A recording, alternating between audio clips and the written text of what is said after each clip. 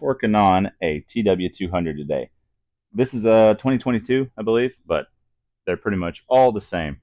Carburetor issues. The cylinder is so small on these, and the carb is so small. The pilot jets are just tiny, so they get clogged all the time. I'm going to show you guys today how to get the carb out, how to clean it, and how to pull like the factory stuff out of the pilot circuit so you can mess with it. So let's get started. Not that hard to get the carb out. So first thing is these two bolts from the underside for the seat. They're 10 mils. And then you're going to want to remove the 10 millimeter bolt that holds the tank on. These just pop on the side into these here. And then you're going to want to obviously detach your petcock. And then the gas tank should just come straight off. Now on the very bottom of the carburetor, there's going to be a drain hose like this guy and a Phillips head on the very bottom that's in the side of it. What you're going to want to do is crack that guy and just get all of your little amount of fuel out of there so you don't have to get covered in it later. And then there are two bolts, two Phillips heads to remove this. I'm going to go ahead and get rid of it. Just for the sake of the video, you don't really have to remove it, just so you can see better. Now we're going to loosen up the two hose clamps on here. Then you just need a 10 mil to loosen these up. Let's see.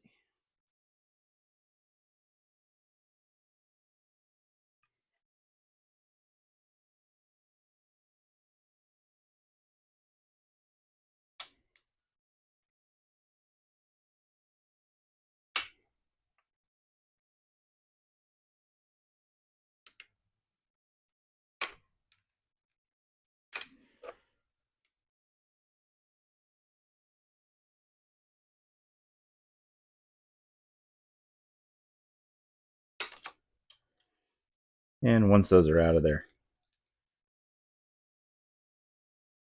mount, their bracket, you can just pop these out. And that should have our carb ready to pop out. The choke is actually on the carb, so we're just going to finagle it out of there.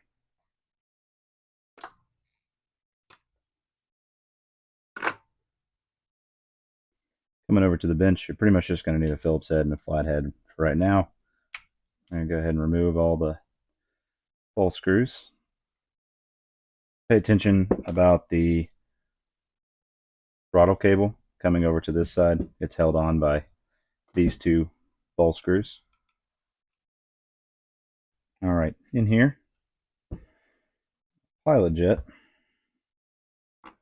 Going to be this little guy hiding in here.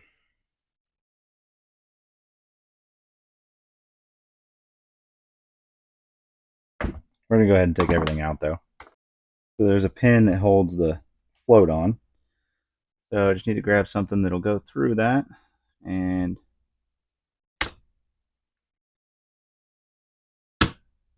give that a whack.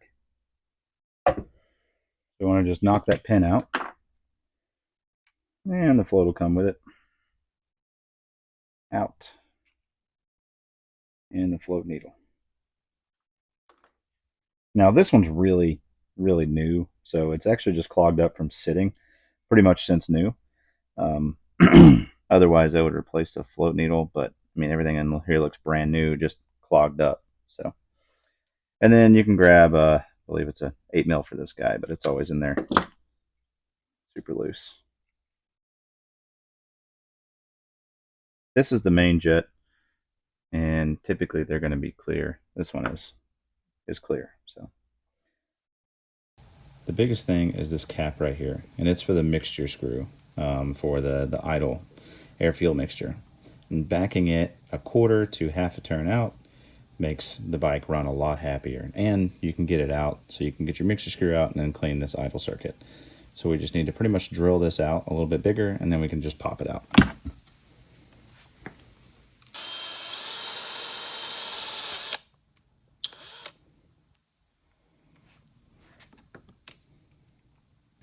And most of the time after that, you can just get in here with a pick or something and just pop that cap out. All right. And we'll get rid of this guy since that's mostly metal shavings now. What you can see now is the factory mixture screw sitting right there. And let's see how many, we're gonna take it out. So before you do that, you gotta count how many turns it is from all the way in. So we'll turn it in. Half, 1, 1 1/4. Generally, somewhere between 1 1/4 and 2 is gonna be factory.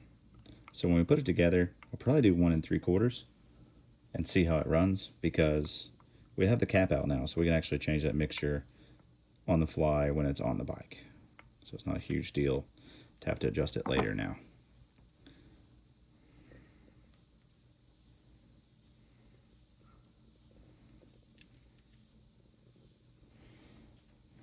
Now you're going to have an O-ring and a washer in here. Now we can go ahead and remove the top. Really just doing this to make sure there's no cuts in the diaphragms or anything like that. And this should spring on you whenever you get that second one loose like that. So you can just hold the top down.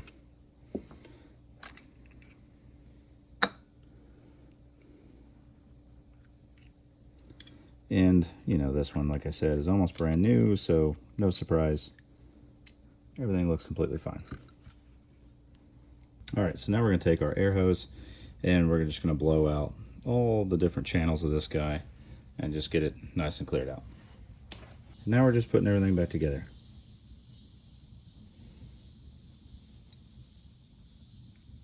Pop your needle and everything back in here.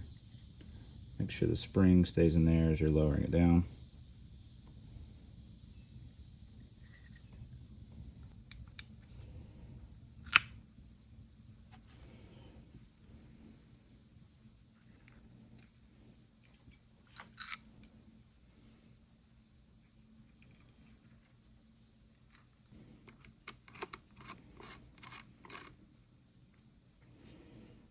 And then next we can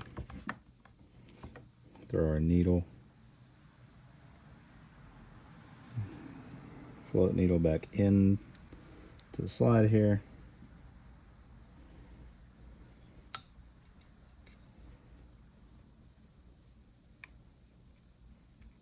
Seat it back down in there. And there's a beveled edge. I don't know if you can see that. Pointed. That will go in first.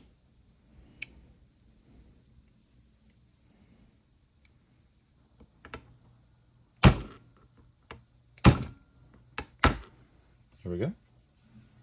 And everything looks fine for the mixture screw on this guy, so we're going to put it all back on there. Like I said, this one only has a couple 100 miles on it. It was just sitting for a little bit, so everything got kind of clogged up. So all the gasket surfaces and everything, they're still fine.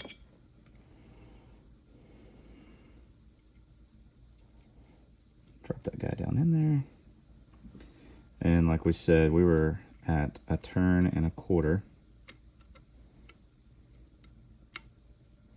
So we'll probably go, so you go all the way in to start, and then we'll probably go 1 3/4 out. That's probably where it's going to run the best. So that's 1/2, 1, 1/2, and 3/4. And like I said, you can adjust that at any time, so it's not a huge deal. And then we've got our main jet all cleaned up.